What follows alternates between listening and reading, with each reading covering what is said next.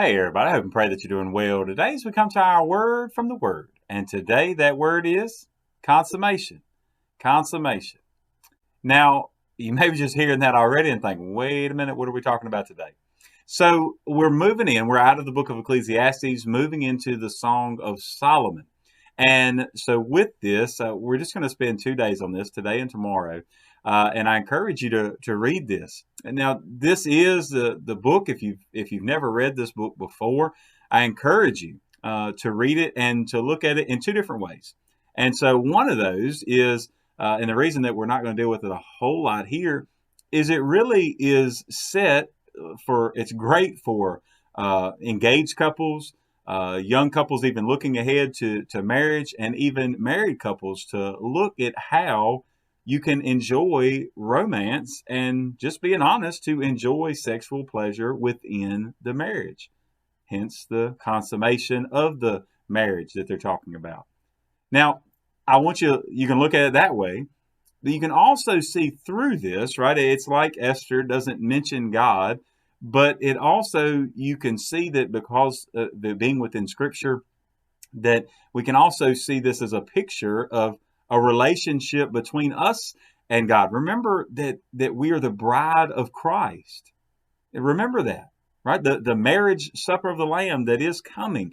So if you think about that, it's the same way that we should love God with all that we have.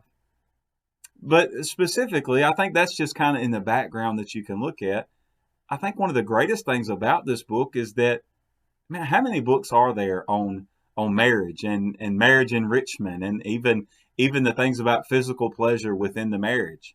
And as you look to those things, we're looking to all these secular things when God has designed something beautiful and that should be enjoyed within the confines of the marriage.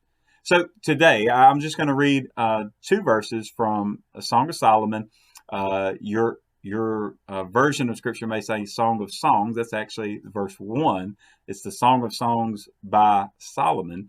But even with that, we're going to look at chapter 2, verses 2 and 3. Throughout it, you see different characters talking, but mainly these two right here is Solomon and then the Shulamite woman, his soon-to-be wife. So he says, like a lily among thorns, so is my love among the daughters. She replies, like an apple tree among the trees of the woods, so is my beloved among the sons. I sat down in his shade with great delight, and his fruit was sweet to my taste. See, with this, they're already complimenting each other and thinking about how rare they are. Now, even if you go back and you look in the context of all these things, and it's hard for us to just cover this in a short video, but to think about that, he's saying she's talking almost down about herself, that she's not happy with her appearance and not happy, and even as she's talking about maybe she's just like a plain flower, and he says, no, you're beautiful. And then she kind of returns the favor. She's looking at him. She says, but you, on the other hand, you're like an apple tree in the forest. And this would be something that would not normally be seen. So she's saying, you're one in a million. Now, as you go through this and you read through this book, you'll see it's basically a time leading up to that wedding night. And that's what they're looking forward to. And they're longing to be together, but they're knowing that they need to be pure going into that time. And see, so many times in our world, in our society today, sex has been just drugged through the mud, and then it's also just been put out there like it's everybody else's business. It's not. It is between a man and a woman, a husband and wife. That's within the confines of marriage, the marriage bed undefiled. And man, our society has just really ripped that apart and just completely gone against the will of God. Now, we have messed that up so many times. But the key is that you're looking, and especially for young couples looking to get married, don't listen to what the world is saying. Right? Don't listen to what the world is saying. Wait. Listen for what God is saying. Wait until you're married before you consummate the marriage in sexual pleasure. Wait, and it will be beautiful. We'll talk about tomorrow how that can continue on through marriage. But then also I would use this as an example too for those of you that are married. As you look to this, remember how you fell in love.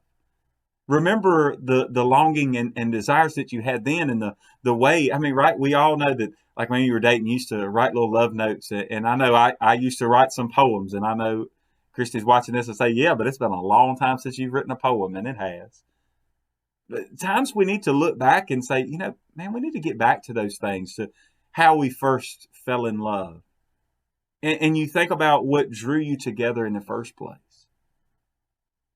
And then remember the enjoyment, right, of that wedding night.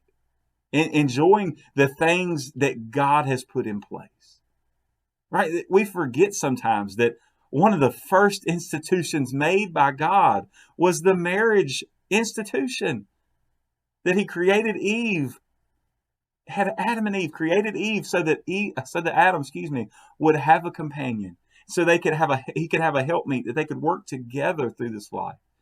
And that's why we need each other. Husbands and wives need each other. And they need to enjoy each other. See, we have those desires before we're married. But God says, all I want you to do is wait.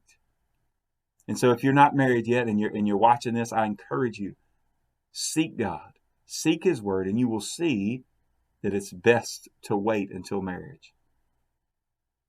For married couples, look back, remember what God has blessed you with. Make sure to tune in tomorrow. We'll look at another part of this same story. We had the consummation that we're putting off, looking forward to that coming. But then think about this. Tomorrow we'll talk about the continuation, how that can continue on in our relationship, in our marriages. God bless you all, and I pray you have a great, great day.